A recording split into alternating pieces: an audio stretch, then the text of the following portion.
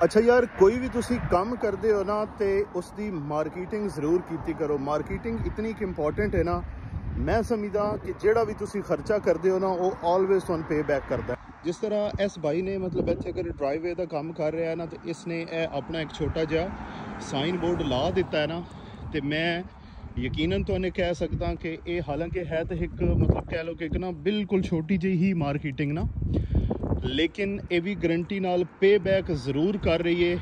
मैं भी लगद्या वेख्या सराउंडिंग आन जाने वाले लोग भी वेख रहे होणगे, बल्कि हुण तुसी भी सारे वेख रहे हो।